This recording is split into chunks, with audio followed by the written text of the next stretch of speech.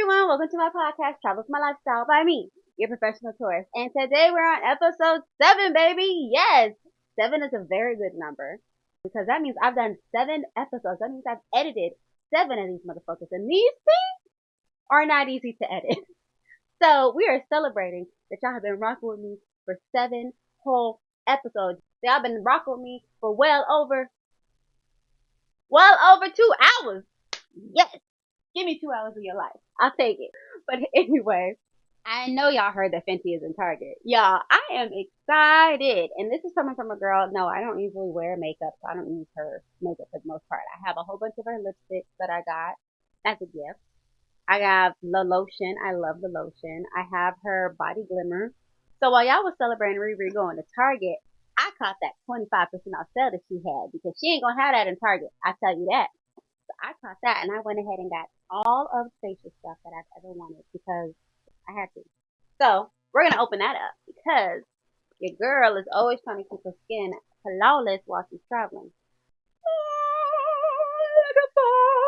We're gonna look and be shamed for all the money that we spent. I was really excited about. Yes, I can take the mini bar with me while I'm traveling. Because during the wintertime, I have to be much more careful on what I use on my body while I'm doing my excessive traveling because my skin dries out really bad. I have, what's it called? Skin dermatitis? Anyway, I call it skin dandruff. I get skin dandruff right here during the wintertime and it gets itchy and it gets flaky and it's really annoying. Let's see. Aww. So yeah, so this is, wait, really? You just gave me the bar straight open? It's not covered or nothing? Oh, I got 2 bars? Oh! I don't like that it's not covered. I guess I'm supposed to trust that ain't nobody like bathing with it and stuff, but it's not covered. So I didn't know it came with 2. So what I like about it is that when I'm traveling and I can take it with me, I have been doing the most and be putting my soap in like a plastic bag. Yes. So I am excited about that. I really did not know that it came with 2 bars of soap. So your girl played herself because I also bought the big soap so I could keep it at home. I could have just been using 2 of them. Yeah, so I got this one. Baby, don't be using it. It's just my soap. That's me talking to my husband. Men always want to use our soap. They talk about all the soaps that we use, but then they find out that we got the good shit. And they want to use it. So I got the total cleanser. Okay, my friend had this and I used this at her house and I was obsessed. I actually took off a whole face of makeup so easily, but then I didn't feel dry. I didn't feel stripped. It was amazing. So I really already love Riri's face care. So I'm excited to have this as my own for me. This is the Overnight Recovery Gel Cream. I'm excited about this because I have been one of those girls now that have more than 1 step. I don't have 12 steps. Wait, what's this? I can. Oh no, what was it? Okay, so at night I have 5 steps, and in the daytime I have 6 steps because I add sunblock. I've really noticed that my skin is thriving the most now that I use night cream and day cream. I do like how Rihanna has like, refillers, like separated. And then you're supposed to put this inside of it. Oh no, you don't just clip it in either. Girl, Rihanna, who you got working for you? So this is the bottom. This is where it goes in. You're supposed to almost kind of like screw it in there. Yeah. Okay. It clicked. Did you hear that click? Okay. So now it's in there. It ain't going nowhere. And when you want to refill it, you just pop it out. That's cool. Okay. So that's what it looks like when it's all done. And then you open it and it has a little thing. That's what I was excited about using. And you scoop it on there. Don't use your hands because that's bacterium. Bacteria. But yeah. So I think that's cool.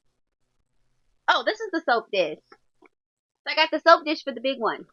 Because it's not travel, I think it just has the bottom part. Yeah. So I just put my soap in there. Yeah. So I'm excited about that. Come on, big body. I wish people could see how many times I say the same shit over again. Yeah. Ta-da! Oh, yeah. I'm excited to use this and tell you how it feels because winter skin ain't about to get me this year. Oh, it has a... Is that for the water? It has this compartment down at the bottom. This is the top. And then at the bottom, there's like a compartment. I wonder if that's so the water can come out. Cause like this, let's see. Y'all, that is cool. That's so that the water, where's my money? Where's my damn money? Does the travel one have that too? No. Okay, so the travel one doesn't have it. I got really excited, man. Rihanna, if you put that on that travel one, yeah. All right. So then we have eye cream because I have become one of the people that use eye cream now. I didn't use moisturizer to begin with until right around COVID. No, I never used moisturizer. I think I just put regular lotion on my face. So when I started using moisturizers, I guess I noticed my eyes are sensitive because whenever I use moisturizers and I put it, on around my eyes, they burn. So now what I do is I put eye cream. And again, y'all see me do my eye cream when I get ready with me. I don't know if I'm doing it correctly, but this is how I do it. And I put it right here. And I put it right here on my T-zone because it's dry right there. And I rub it in. And then I avoid that area when I use regular moisturizers. So I have become an eye cream fiend. Not all eye cream is not created equally. Yeah, this is the eye cream. Oh, the intensive recovery lip mask. Okay, so let me tell you about my obsession with lip mask. I have a lip mask on right now. It's the Laneige one. I've probably been using it straight for like the past 6 months. It's my new Carmex. I always keep it in my purse. I always use it. I like how it gives me a nice little tint of pink. My lips have never been softer, but I use it as regular lip gloss. And so I'm wondering, this is only my second lip mask. I'm wondering if all lip masks are like that. But yeah, this is what I spent my monies on. All of this Fenty stuff. It'd be nice if they could sponsor me so I don't have to spend as much money next time. But it's okay. Because I got it on sale. And I know she ain't watching this. But if you are, Brianna, I love you. That is my product plug for this episode. What I want to talk about today is catching flight, not feeling. I know, it's stereotypical. Really not where I'm getting at with it because for me, the way that I saw my 30 countries was catching flights, not feelings. Oh, I want to say fuck feelings, catch the flight. Nah. Fuck feelings, catch flight. I like that better, but y'all know I like the F-bomb. Anyway, catch flight, not feeling. This is exactly why I started really, really traveling. So let's take out the little violin for Brew because you're going to need it. Growing up, I did not have the best picker when it came to friends. I've had shitty friends my whole life. Always had to reinvent my friend group every 2 or 3 years. I would have best friends who'd be really ride or die, and then something catastrophic would happen, and I would be the only one to get isolated.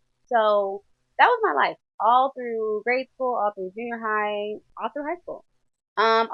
All through college. With that being said, your girl was bullied a lot in school. I mean, I can think of instances, but I was bullied a lot in elementary school. The model, and some kids found the magazines that I was modeling in, and they decided I thought I was too good for them, so that was bad.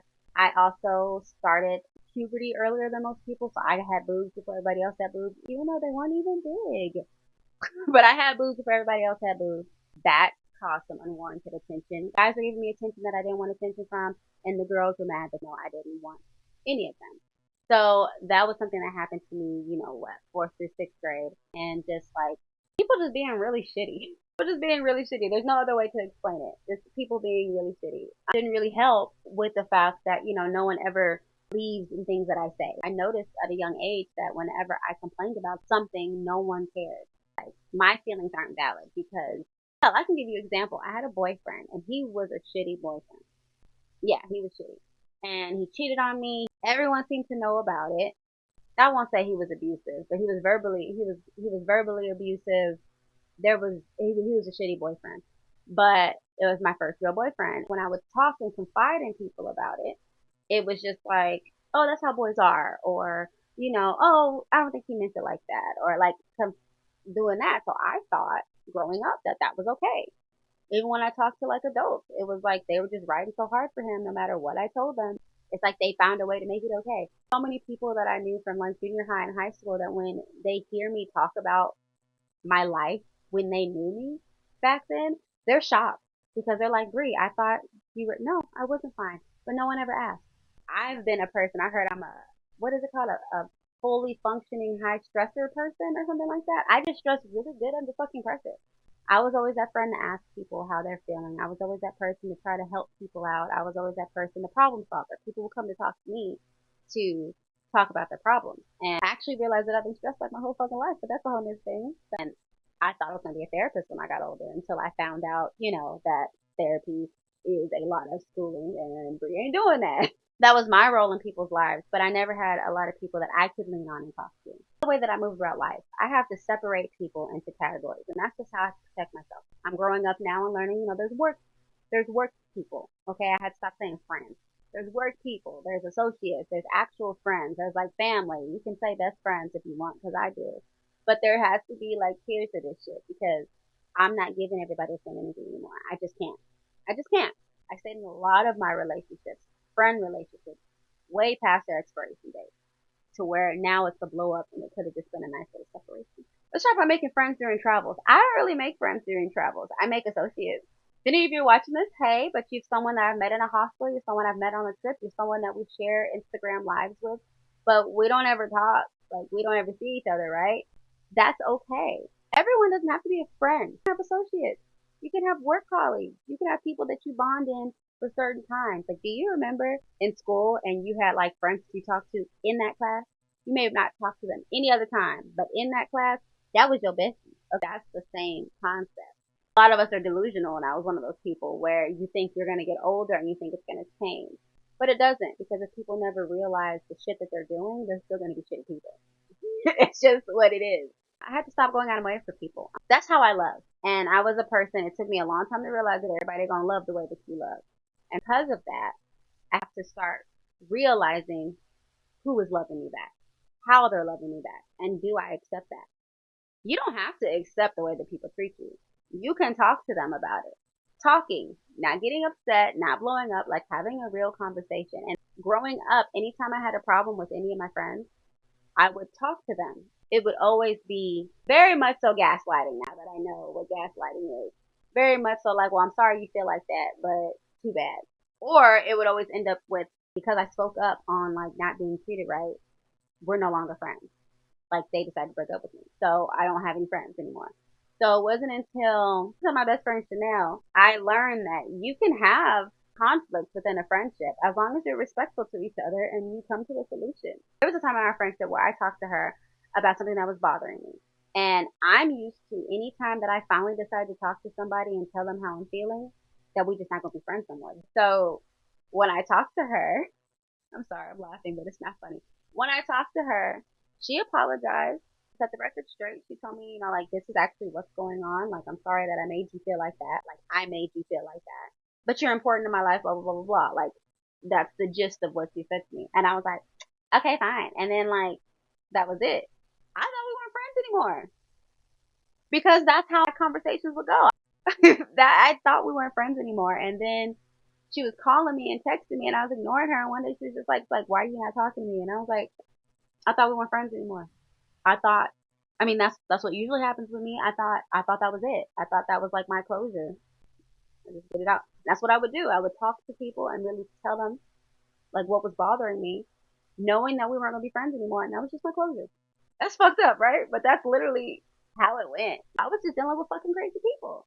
Our best friend Carrie, we've gotten into it a couple of times. So that's my best friend. That's my sister. Like, that is how friendship should be. Is that like, it's like family. Like, how many of y'all have siblings that you love to death, you tell everything to, but y'all got into a fight like every week when you were little? That don't mean that you don't love them. That don't mean that there's not trust there. That don't mean that it's not a good relationship. It's just normal. I'm married now and I'm learning it's just fucking normal to not like that person all the time. You like the majority of the time. 90% of the time you like that person, 10% you don't. I think that's a very good fucking relationship. I stopped going to see people who weren't showing up for me. I have so many associates now who live in other states, live in other countries, but they haven't come to see me not once.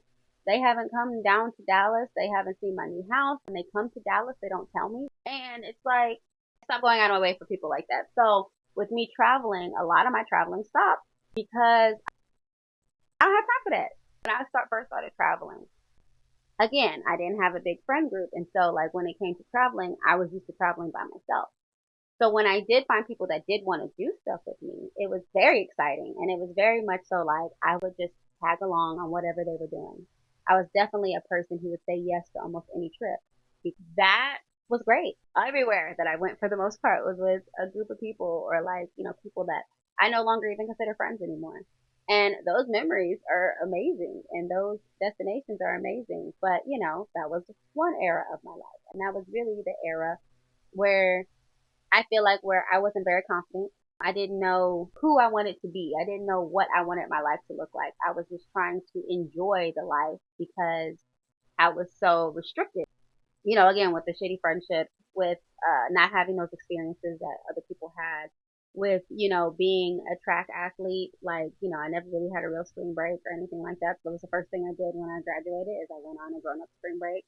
Even just being an athlete in general, like in college, like, I mean, couldn't just leave and go on somewhere on the weekends because I had a track meet or I had practice 6 days a week. Out of my close friend group, I graduated first. And so they were still at the college that we all attended.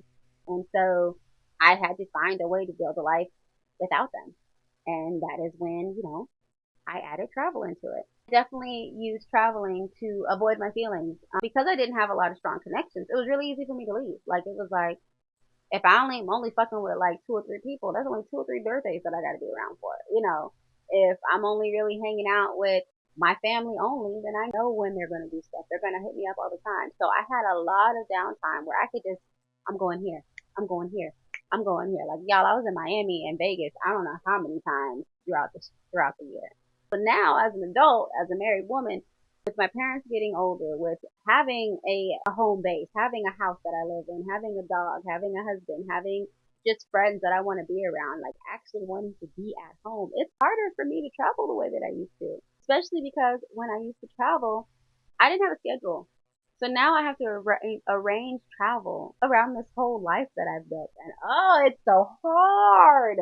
It really is. Like, even just trying to be a travel creator, like they want you, like, I was talking to this one hotel and they were like, they need like up to a month. I was like, a month? Like, I had to plan my trips a month in advance? Me and my husband are going to Japan like next week. And we made this decision last week. So I've just got to do better at it. But travel is such a big part of me that I have to figure out how to put that into this life. Because now that I have all the feelings, I have caught all the feelings. I have not taken flights, caught the feelings, and now my flights have halted. So, I say all this to say those aren't friends. And if you're feeling some kind of way when you're watching this, I'm probably talking to you. But that's not what this episode is about. Am I supposed to travel and keep all the feels? That's what I'm working on. This episode is about I've caught all the feels and I don't travel as much. I gotta fix that though because I miss it. So you can have both, okay? You can have the feelings and catch. You don't have to be so hard. You don't have to be so gooey either. It's a balance. So now because my travel slowed down, I feel like that's a bad thing because I just love to travel so much. But it's really not. It's really not. I've gotten to learn things about myself. Some of my favorite trips that I've gone on have been with people that I was so excited to make friends with, and we're not friends. We're associates. We're Instagram friends. It's things like that. And there's nothing wrong with that. We're still friendly. We still like each other's stuff. We still support each other. There's just different levels to things. And I think it's really naive for people to think that it's not. If you've been, blessed enough in your life that you don't have to separate stuff, then that's really good for you because it wasn't like that over here, okay? There's a lot of disassociation growing up. That's the episode for today. If you like what you saw, if you like what you heard, you know what you can do? You can share it. You can share this episode to anyone that you know or just on your timeline, and that'll help you girl out. You can comment to let me know, like, hey, I like those products. Where can I get that? Hey, what's that website that you have? Because I want to check it out and support it. Like, you can do all that. Leave it all in the comments. And we would love to have a review from you guys because reviews really help us out. It helps me know if I'm doing a good job. Are you liking this podcast?